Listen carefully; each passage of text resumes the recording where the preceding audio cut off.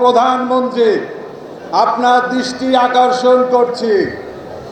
আপনার দিকে তাকালে এবং বিএনপির দিকে তাকালে খুব করুণা হয়, কারণ এই বিএনপি জিয়াউর রহমানের বিএনপি নয়, এই বিএনপি বেগম খালেদা জিয়ার বিএনপি নয়।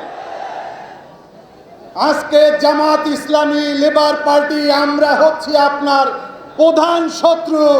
আপনাদের নেতাকর্মীদের মুখের কথাই মনে হচ্ছে। দীর্ঘ 27 বছর জামাত ইসলামী বিএনপির সাথে একত্রে আন্দোলন সংগ্রাম সরকার গঠন করেছে। আমরা 20 বছর একত্রে কাজ করেছি। বেগম খালেদা জিয়ার সাথে 16 বছর কাজ করেছি।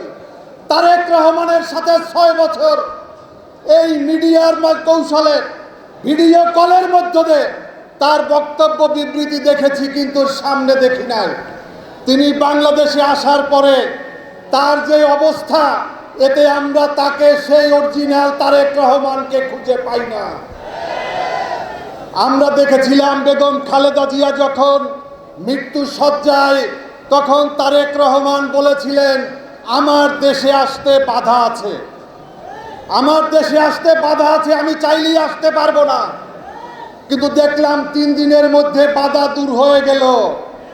তার মানে এই বিএনপি ভারতের সাথে আতাত করেছে, ভারতের সাথে আতাত করে এই ক্ষমতা নিশ্চিত করেছে। বন্ধুরা, আমরা বলতে চাই, আমাদের বিজয় তোমরা ছিনিয়ে নিয়েছো। 11 দলীয় জোটের ঐক্যের বিজয়কে তোমরা চুরি করেছো। সংগ্রামী বন্ধুরা আমার, এখানে উপস্থিত আছেন মাওলানা মামুনুল হক সাহেব, উপস্থিত আছেন। তাকে এই সরকারের নির্বাচন কমিশন পরিকল্পিতভাবে ভারতের ইশারায় তাকে হারিয়ে দেওয়া হয়েছে। বন্ধুরা আমার, আপনারা জানেন এই কক্সবাজারে আমাদের 11 দলীয় জোটের সমন্বয়কারী ডাক্তার হামিদুর রহমান আজাদ, তাকে পরিকল্পিতভাবে হারিয়ে দেওয়া হয়েছে। জামাত ইসলামীর সেক্রেটারি জেনারেল অধ্যাপক মিয়া গোলাম পরোয়ারকে হারিয়ে দেওয়া হয়েছে। এভাবে ইঞ্জিনিয়ারিং করে তারা ক্ষমতায় এসে আজকে তাদের কথা মনে হচ্ছে কি যেন হলুরে। আপনারা কিছুই হয়ে যান নাই। আওয়ামী লীগের মতো শক্তিশালী সরকার আপনারা না। দীর্ঘ 17 বছর আন্দোলন সংগ্রাম করেছি। 18 দলীয় জোট, 19 দলীয় জোট, 20 দলীয় জোট, 46 দলীয় জোট, 64 দলীয় জোট মিলেও আপনারা আওয়ামী লীগের কিছু করতে পারেন নাই। আপনাদের মনে আছে এই ছাত্রকে সারা বাংলাদেশে দখলের অভয়ারণ্য করেছ।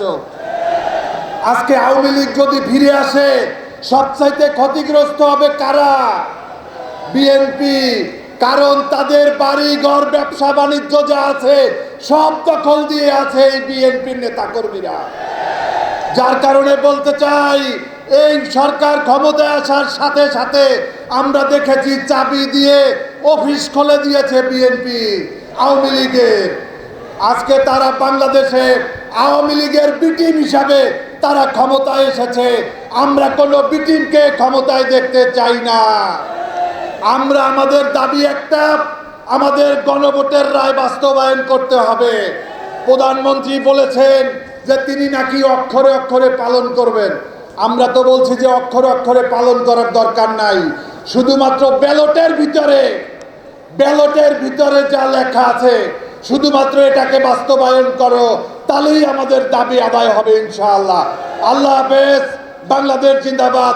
বাংলাদেশ লেবার পার্টি জিন্দাবাদ।